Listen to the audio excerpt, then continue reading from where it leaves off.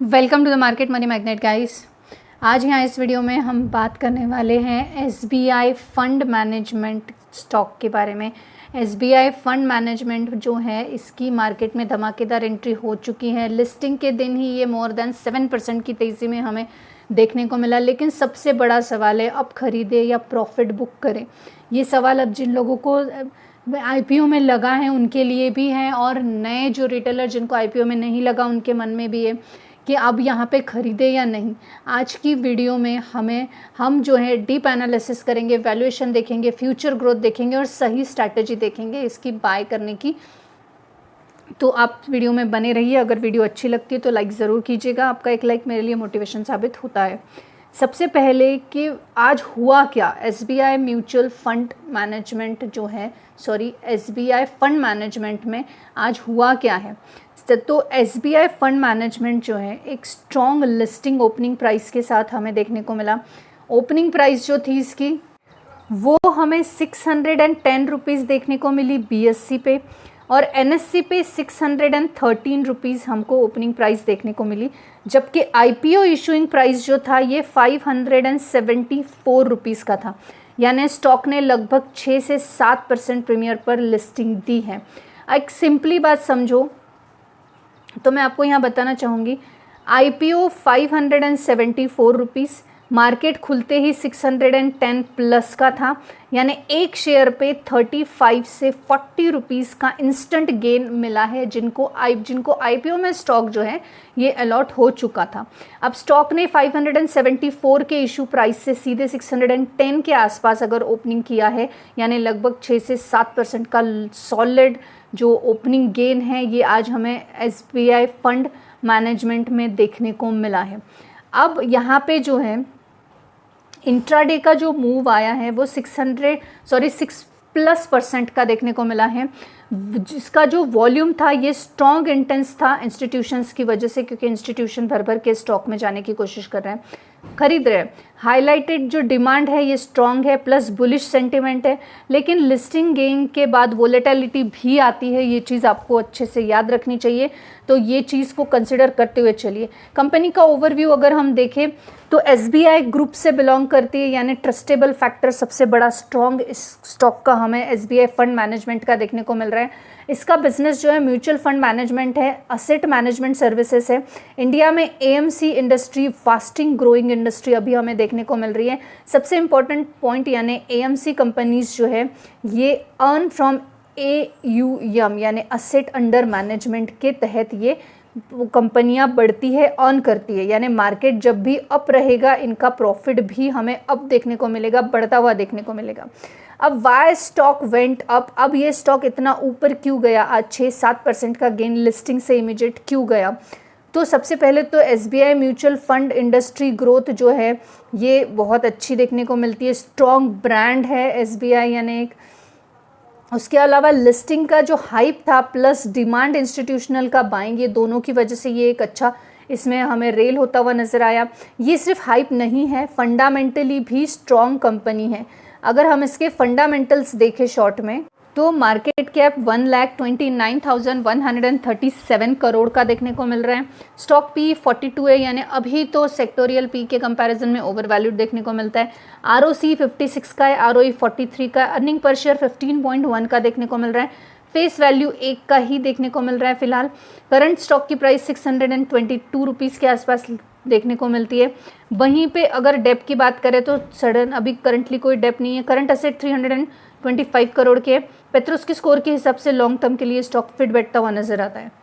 अगर profit and loss accounts की बात करें तो आप देख सकते हैं सेल्स 3,424 करोड़ के, 4,235 करोड़, 4,966 करोड़ के, यानी सेल्स कंटिन्यूसली बढ़ता हुआ नजर आ रहा है। इसका ओपीएम भी हमें 82% यानी एक अच्छा ही ओपीएम देखने को मिलता है।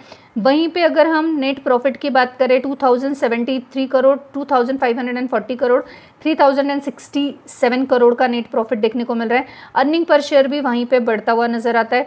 डिविडेंड पे आउट में कंटिन्यूसली डिविडेंड पेइंग यहाँ पे दिखा रहा है, लेकिन ये आईपीओ का लिस्टिंग अभी हुआ है, आईपीओ से पहले के डिविडेंड ये काउंटिंग यहाँ पे हो रहे हैं। वहीं पे अगर हम कंपाउंडेड सेल्स ग्रोथ के साथ कंपाउंडेड प्रॉफिट ग्रोथ को देखें तो आप यहाँ पे देख सकते हैं 3 साल में कंपाउंडेड सेल्स ग्रोथ जो है ये 27% से बढ़ता हुआ नज़र आ रहा है।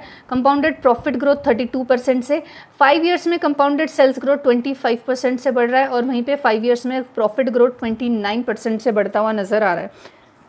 तो एक अच्छे और पॉजिटिव यहाँ पे हमें फंडामेंटल्स देखने को मिल रहे हैं। ये स्टॉक आज अप क्यों हुआ और इसके फंडामेंटल्स कैसे है, ये आपको एक रफ आइडिया यहाँ पे आ ही चुका होगा। जैसे कि हमने अभी फंडामेंटल्स देखे कि फंडामेंटल इसके अच्छे हैं।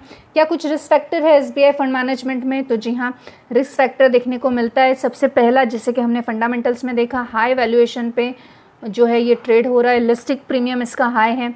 मार्केट के करेक्शन के साथ एएमसी रेवेन्यू पर भी इम्पैक्ट पड़ने वाला है। जैसे कि हमने ऑलरेडी देखा है कि मार्केट बढ़ेगा तो इनका प्रॉफिट बढ़ेगा, तो मार्केट में करेक्शन आएगा तो एएमसी रेवेन्यू में इम्पैक्ट इसका हो सकता है। इसके जो कॉम्पिटिटर्स है वो है एचडीएफसी एएमसी, निपॉन एएमसी, इसके बड़े बड़े दिग्गज, इस तरह से इसके एसबीआई फंड मैनेजमेंट के हमें कॉम्पिटिटर देखने को मिलते हैं। तो ऐसों में अपनी जगह बनाना थोड़ा सा इसके लिए टफ हो सकता है, लेकिन एक पावरफुल ग्रुप होने की वजह से इससे रिटेलर्स की, इन्वेस्टर्स की एक्सपेक्टेशन ज़्यादा है। उसी का इम्पैक्ट हमें जो है आज मार्केट में 6 से 7% से ज़्यादा की तेज़ी स्टॉक में देखने को मिली लिस्टिंग के होते ही।